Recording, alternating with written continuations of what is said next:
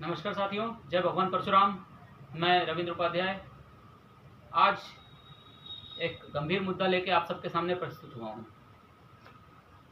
जैसा आप सबको पता है कि एक आरक्षण का क्या दुष्परिणाम होते हैं, क्या इसकी खामियां हैं, ये सब आप सबने देखा है, कई बार देखा है। इसी का एक और ज्वलंत उदाहरण अभी आ गया। इसमें एक आईएएस है, संतोष वर्मा नाम है। आईएएस अधिकारी रह चुका है, निलंबित में चल रहा है इस समय। कुछ इसके ऊपर ऐसे आरोप भी लगे हुए हैं। पहले तो मैं सभी जितने आईएएस हैं सभी का बड़ा सम्मान करता हूँ। एक टाइम था जब हम लोग ये चाहते थे कि आने वाले समाज में उदाहरण दिया जाता था कि आने वाले समाज में तुम ऐसा कार्य करो कि आईएएस बन सको।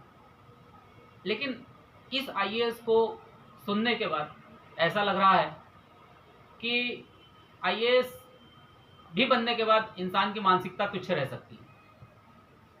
और इसी का उदाहरण संतोष वर्मा नाम के आईएएस ने दिया। मध्य प्रदेश से है ये, और इसको कोई पद वद अभी कुछ मिला है अजाक्स में, जिसमें कि कुछ शायद प्रांतीय अध्यक्ष ऐसा कुछ सुनने में आया है मुझे, जो कि अपने आप को न जाने क्या समझ रहा है। इसने ब्राह्मणों के बेटियों पर एक ऐसा अपमानजनक बातें कही है जिसको सुनकर के सभी ब्राह्मणों का मन खोल जाएगा, आग बबूला हो जाएगा। इसने ब्राह्मणों की बेटियों पर आपत्तिजनक टिप्पणी करते हुए कहा है कि आरक्षण तब तक चलेगा जब तक ब्राह्मणों की बेटियों को इसको दान नहीं दिया जाएगा, संबंध नहीं बनाने को दिया जाएगा। तो मैं इसको कहना चाहता हूं कि आरक्षण तो खत्म होकर रहेगा, बहुत हो गया अंबेडकर वाद।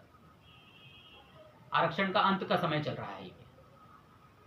लेकिन जो तुम लोग अपनी जो छोटी छोटी मानसिकता दे रहे हो, उससे होना यह है कि आरक्षण तो खत्म होगा लेकिन तुम्हारी बुरी स्थिति में भी जाके उसको खत्म करेंगे।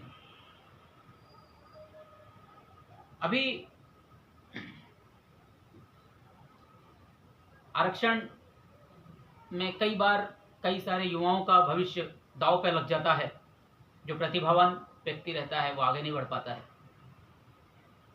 और जो निम्न कोटि का व्यक्ति है जिसके अंदर कोई प्रतिभा नहीं है, वो सिर्फ आरक्षण के बल पे आगे बढ़ रहा है। उसी का एक उदाहरण ये भी रहा। आरक्षण अभिशाप है, राक्षस है हमारे देश के लिए, भारत के लिए। भारत को अंदर से अंदर खोखला कर रहा है ये आरक्षण।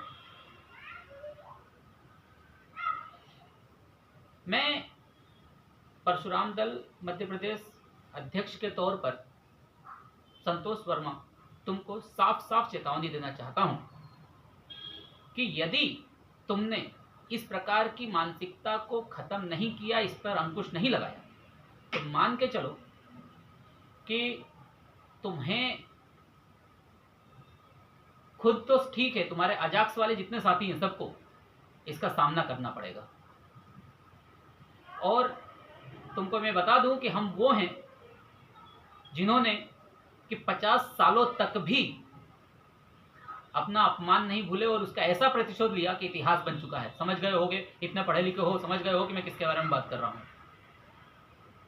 और नहीं समझते हो तो ये वीडियो के माध्यम से मुझसे संपर्क करना तुम, फिर मैं तुमको बताऊंगा कि क्या है। आवश्यकता पड़ी तुमसे मिलकर बताएंगे और ठीक से ही बताएंगे।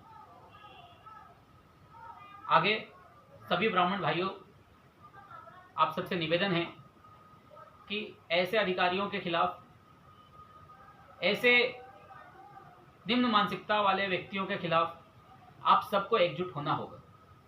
आपको आरक्षण के खिलाफ एकजुट होना होगा, तभी जाके आरक्षण समाप्त होगा, तभी जाके भारत स्वाभिमानी, स्वावलंबी तथा विकसित भारत हो पाएगा। अन्यथा बिना मतलब का विश्व गुरु का सपना देखते रहिए, कभी कुछ नहीं हो पाएगा। ये आरक्षण अंदर ही अंदर भारत देश को खोखला कर रहा है। कहने को बहुत सारी बातें हैं, बहुत गुस्सा है, लेकिन अभी इसको एक चेतावनी दी गई है, आगे देखते हैं इसका क्या हिसाब किताब करना है, पर इलाज इसका ठीक से करेंगे अगर ये नहीं माना तो, इसका भी वादा है। जय भगवान परशुराम, जय भगवान।